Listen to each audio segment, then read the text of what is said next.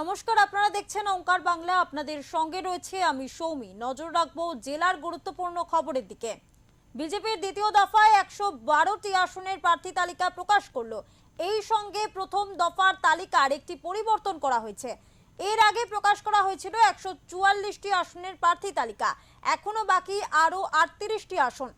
বৃহস্পতিবার প্রকাশিত দ্বিতীয় দফার প্রার্থী তালিকায় দেখা যাচ্ছে হাওড়ার শ্যামপুরে টিকিট পেয়েছেন হিরণ চট্টোপাধ্যায়। সোনারপুর দক্ষিণ কেন্দ্রের রূপা গঙ্গোপাধ্যায়ের সঙ্গে দেখা যাবে তৃণমূলের লাভলি মৈত্রের লড়াই। তবে পানিহাটি কেন্দ্রে প্রার্থীর নাম এখনো ঘোষণা করেনি বিজেপি। নোয়াপাড়া থেকে বিজেপি প্রার্থী করেছে ব্যারাকপুরের প্রাক্তন সাংসদ অর্জুন সিংকে। ব্যারাকপুর বিধানসভার প্রার্থী হয়েছেন আইনজীবী কৌস্তব বাগচি। দ্বিতীয় দফার তালিকায় পানিহাটি কেন্দ্রের নাম নেই।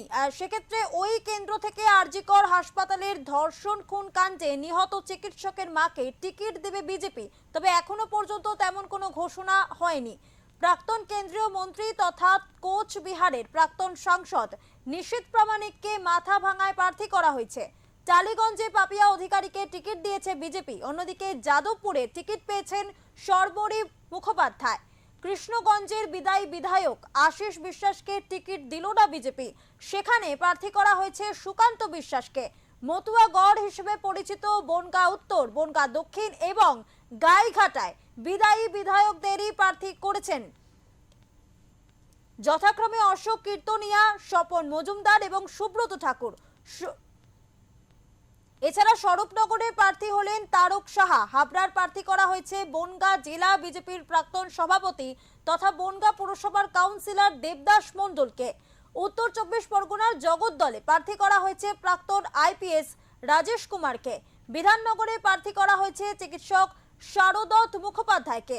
রাজারহাট গোপালপুরে প্রার্থী করা হয়েছে তরুণ আইনজীবী তরুণ জ্যোতি তিওয়ারিকে। বহু চর্চিত সন্দেশখালীতে বিজেপি প্রার্থী সনত সর্দার। হিঙ্গলগঞ্জে প্রার্থী করা হয়েছে সন্দেশখালী আন্দোলন থেকে উঠে আসা নেত্রী রেখা পাত্রকে। কলকাতার বেহালা পশ্চিমের বিজেপি প্রার্থী দলের যুব মোর্চার রাজ্য সভাপতি ইন্দ্রনীল খা। কাশীপুর বেলগাছিয়ায় প্রার্থী করা হয়েছে রিতেশ তিওয়ারিকে। রাজ্য বিজেপির সহ সভাপতি তাপস রায়কে টিকিট দেওয়া হয়েছে মানিকতলায়। বালিগঞ্জের প্রার্থী বিজেপির জাতীয় পরিষদ সদস্য শতরূপা।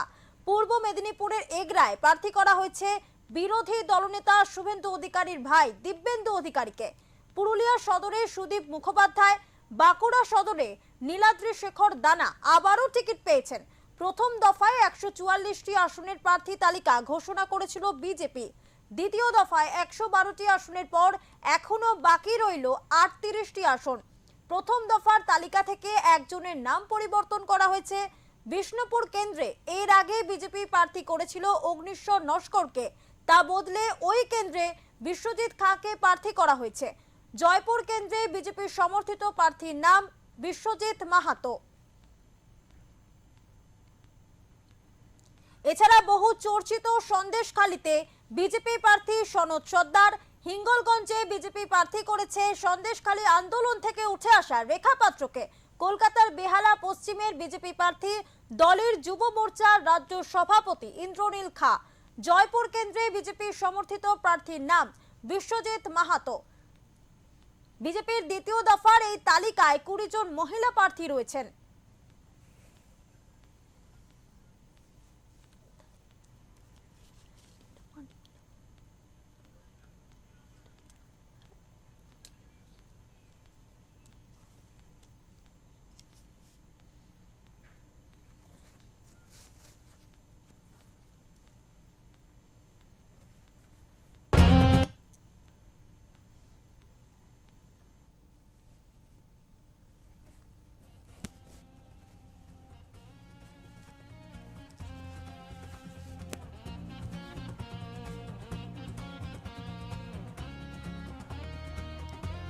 দ্বিতীয় দফায় বিজেপি প্রার্থী করেছে, বিজেপির প্রার্থী তালিকায় রয়েছে হাওড়ার শ্যামপুরে হিরণ চট্টোপাধ্যায়, সোনারপুর দক্ষিণ কেন্দ্রে রূপা গঙ্গোপাধ্যায়, নোয়াপাড়ায় অর্জুন সিং, ব্যারাকপুরে কৌস্তব বাগচি এবং মাথাভাঙা নিশীথ প্রামাণিক।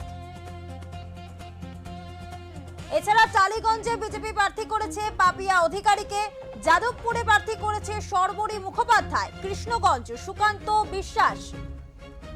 বনগাঁ উত্তর অশোক কীর্তনিয়া, বনগাঁ দক্ষিণ স্বপন মজুমদার। গাইঘাটায় বিজেপি প্রার্থী করেছে সুব্রত ঠাকুরকে। অন্যদিকে স্বরূপনগরে বিজেপি প্রার্থী করেছে তারক সাহাকে।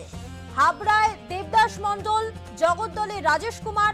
এছাড়া বিধাননগরে বিজেপি প্রার্থী করেছে শারদত্ত মুখোপাধ্যায়কে। অন্যদিকে রাজারহাট গোপালপুরে বিজেপি প্রার্থী করেছে তরুণজ্যোতি তিওয়ারিকে। সন্দেশখালীতে সনদ সর্দার, হিঙ্গলগঞ্জে রেখা পাত্র।